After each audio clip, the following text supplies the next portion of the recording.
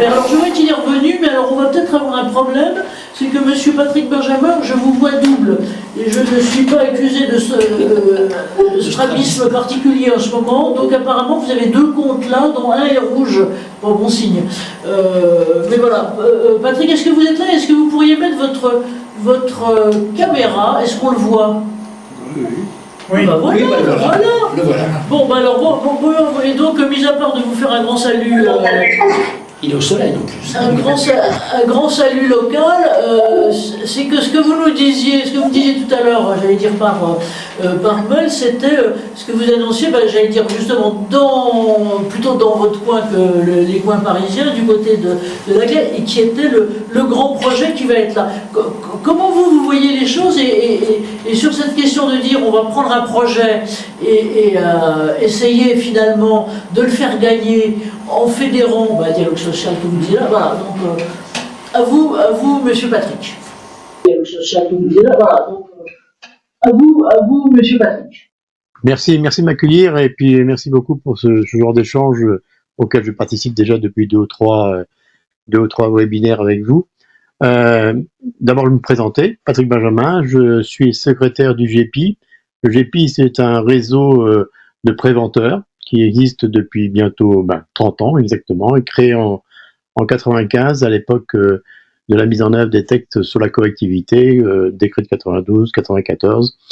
Et puis depuis, on se réunit régulièrement, une fois par mois en webconférence depuis la Covid, parce que c'est un sujet très facile à mettre en œuvre. Et ensuite, on se rencontre régulièrement sur nos sites respectifs. Le GEPI comprend aujourd'hui près de 150 entreprises. Ce sont les grandes entreprises. Je ne vais pas toutes les citer, mais vous avez EDF, Airbus, RATP, etc. Et parmi le GEPI, nous avons des préventeurs, des médecins du travail. Et notre réseau aujourd'hui, c'est effectivement la prévention. Et on intègre dans notre réflexion nos sous-traitants. Globalement, c'est entre 8 et 10 millions de salariés qui sont sous notre coupe. Moi, ce que j'ai bien apprécié, là, c'est l'intervention, bien sûr, de Maître Michel Ledoux, avec qui on travaille régulièrement, parce qu'il nous apporte aussi pas mal de conseils. Sachez que les préventeurs aujourd'hui qui sont dans le GEPI, ce sont d'une manière générale des Bac+5. Hein, ce sont des gens qui ont progressé dans le domaine de la prévention. Et pour vous informer que ce poste, il était généré par la directive de 89, que tout le monde connaît ici, mais jamais mis en œuvre en France réglementairement. C'est tout simplement la loi du 20 juillet 2011, je m'en souviens parce que le GEPI a participé à sa création, où le législateur a expliqué qu'il fallait une personne chargée de la prévention des risques professionnels qui était là pour conseiller l'employeur dans les démarches de prévention. Alors, ce que j'ai bien aimé dans vos démarches depuis quelques temps, c'est cette notion de charte sociale, ce qui a été dicté par les JO 2024, que l'on a mis sur la table assez rapidement. Sachez que dans la plupart des entreprises du GEPI, la plupart, c'est peut-être 90% aujourd'hui, nous travaillons avec nos sous-traitants. Les sous-traitants sont intégrés dans les démarches de prévention et dans les objectifs à atteindre. Et la solution, je l'ai entendu mettre, je n'ai pas son nom en tête tout de suite, mais faire partager un peu les objectifs avec des chartes de sécurité, santé-sécurité que l'on valorise avec eux, avec des objectifs, de manière qu'ils soient tous intégrés. Et cette démarche se met en place très en amont, lorsqu'on contracte avec une entreprise. On a aussi une démarche de prévention intégrée que doit respecter l'entreprise. Voilà. Alors, ce qui va se passer dans le Cotentin, j'ai averti, bien évidemment, par rapport à la réunion de ce soir, ce qui va se passer, c'est que j'ai exercé dans cette entreprise du Nord-Cotentin qui est à l'ouest, où il y a du soleil, comme le disait tout à l'heure Maître Ledoux. J'ai exercé pendant une bonne vingtaine d'années avant de prodiguer mes conseils au niveau d'Areva à Paris. Et il se trouve que le site a aussi une bonne trentaine d'années et il est en phase de revamping, si on peut dire.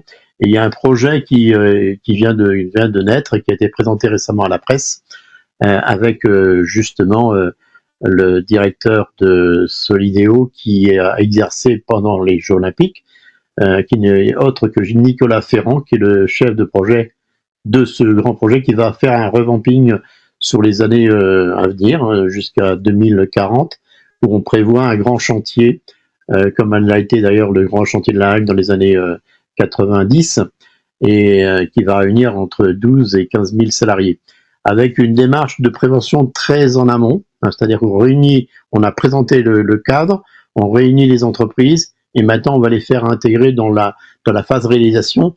Et contrairement à ce qui s'est fait auparavant, l'idée de ce que je sais, c'est qu'il se formalisera sur l'ensemble du département de la Manche, à savoir que les aménagements et autres seront dispersés, contrairement à des projets comme le PR que nous avons vécu, où tout était sur place. Là, il y a plusieurs étapes de réalisation par rapport à ce qui va se faire. Voilà, c'est ce que je voulais dire, apporter mon grain de sel avec ces quelques mots. J'ai aussi entendu parler en début de réunion, j'ai des difficultés à me connecter, cette notion d'écoute du salarié.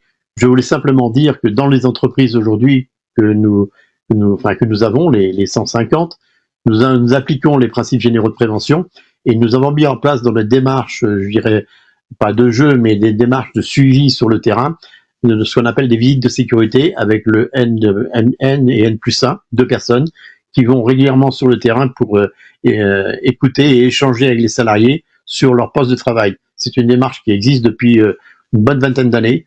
Je pense pas qu'on ait besoin de créer un nouveau principe de prévention. C'est au moins de l'avis des 150 préventeurs du GEPIC qui en parlaient récemment. Voilà, je voulais juste rajouter ces quelques mots.